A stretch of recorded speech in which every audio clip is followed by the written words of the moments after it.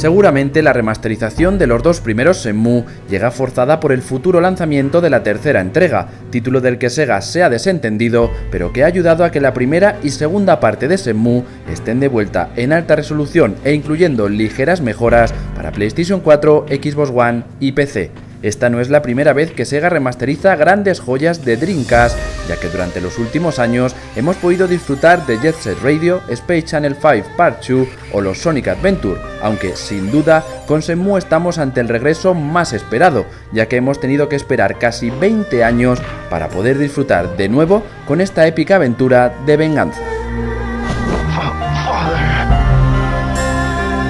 Antes de nada, hay que dejar muy claro que al hablar de Shenmue, lo hacemos de un juego lanzado en 1999 para Sega Dreamcast y cuya secuela de 2001 salió para Dreamcast y en esta ocasión también para la primera Xbox. La definición de juegos ambiciosos se queda corta con los Shenmue, ya que fueron títulos innovadores en muchísimos aspectos, algo que solo podía estar al alcance del genial Yu Suzuki, padre de la franquicia y uno de los nombres más importantes de la industria, con títulos como OutRun, Virtua Fighter o Space Harrier.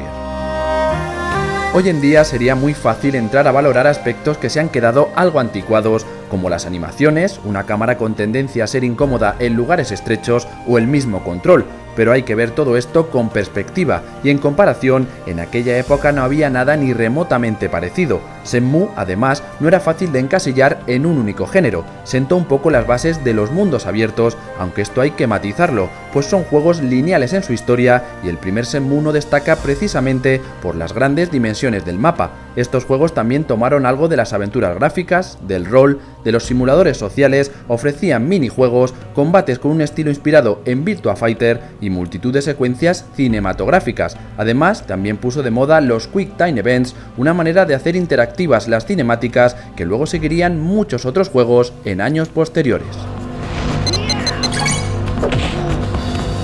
Este nivel de detalle y aparente libertad hizo a la saga rompedora, ya que no podías encontrar algo similar con gráficos tridimensionales. Con razón, su presupuesto fue disparatado, lo que condenó a la saga a convertirse sí o sí en un fracaso comercial, pese a unas ventas decentes para el mercado de Dreamcast. Más que las mecánicas jugables, centradas en las conversaciones y en la investigación, lo que convirtió a los Shenmue en juegos de culto fue su nivel de inmersión. La gestión del dinero, la obtención del trabajo, la importancia del tiempo, los cambios de clima o la interacción con el entorno nos metían de lleno en su mundo. De hecho, a veces era demasiado realista y eso suponía que muchos eventos solo transcurrían en determinados momentos del día o de la noche y si llegabas más temprano o tarde debías hacer tiempo con otras actividades, lo que dotaba a este mundo de un enorme realismo, pero cuyo ritmo pausado no gustó y no tiene por qué gustar hoy en día a todos los jugadores, en especial aquellos que no sean aficionados a los títulos donde la historia y la ambientación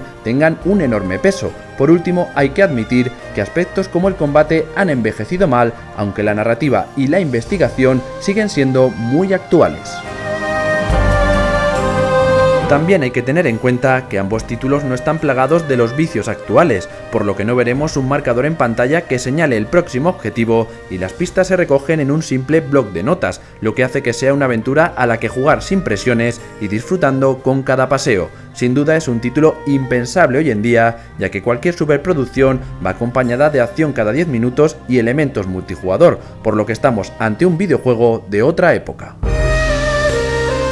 La historia comienza con el joven Ryo Azuki volviendo al dojo familiar, lugar donde se encuentra una situación inesperada, ya que tras un terrible combate, su padre muere a manos de Lan Din, enemigo al que ha revelado la ubicación de un misterioso espejo. Ryo también es derrotado y tras sobrevivir, dará comienzo una investigación que nos llevará por diferentes rincones de Japón y fuera del país y que, presumiblemente, concluirá con la llegada de su tercera entrega. Shenmue 2 nos llevaba a nuevas localizaciones, comenzando con la llegada a Hong Kong, y aunque seguía el mismo esquema que el original, la experiencia adquirida por Sega se dejaba notar con un ritmo mucho mejor, más épica, más variedad de situaciones, mejores personajes secundarios, mayores dimensiones en los barrios y la opción de esperar a los eventos o comprar mapas, lo que supuso para muchos la culminación de la fórmula Shenmue.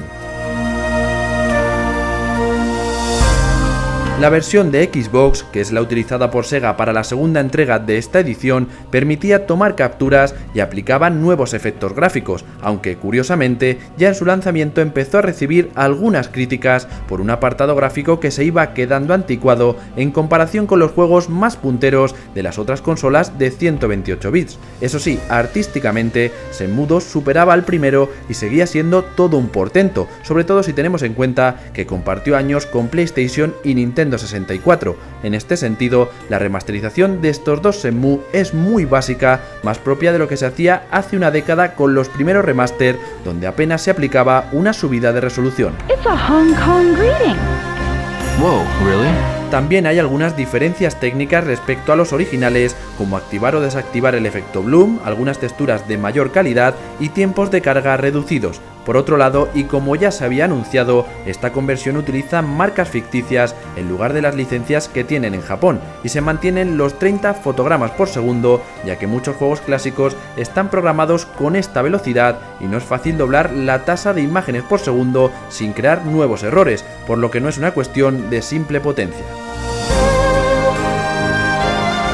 Un aspecto clave es que, tratándose de uno de los buques insignias de Sega, se ha perdido la oportunidad de añadir la traducción oficial a la segunda entrega, pues llega en varios idiomas, pero no en español, algo que lógicamente también sucede con una primera parte que nunca llegó a traducirse a nuestro idioma. También se deberían revisar los efectos de sonido, pues las voces del primer Shenmue suenan a baja calidad y no parece haber una buena mezcla de sonido. También resulta un poco chocante que no se aproveche para añadir contenido, y no nos referimos únicamente al Shenmue Passport, sino a incluir, por ejemplo, entrevistas exclusivas o galerías de arte, algo que merecían los incondicionales fans de la franquicia que llevaban tantos años esperando este momento, aunque también hubiese sido un gran detalle para los nuevos jugadores. Oh, hello, Ryo.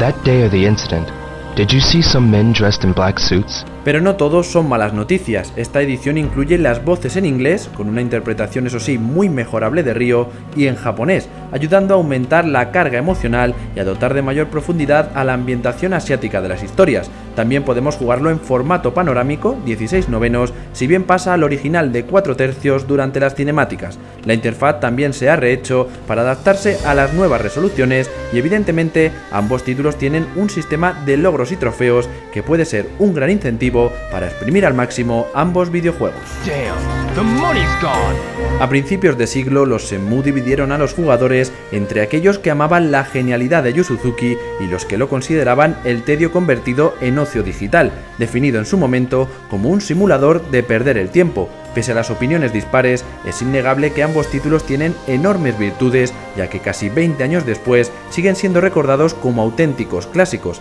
A nosotros la saga nos encantó, pero somos conscientes de que no es para todos los gustos y nunca lo pretendió ser. Por último, damos algunos consejos a todos aquellos que se apunten por primera vez a esta experiencia. Controlad las expectativas, perdonad sus defectos comprendiendo que se trató de un adelantado a su tiempo, evitad las guías todo lo posible y dadles una segunda oportunidad si no conectáis a la primera, porque cuanto más los juegues, más entrarás en el mundo de Shenmue y es probable que el viaje de Ryo te deje un recuerdo imborrable.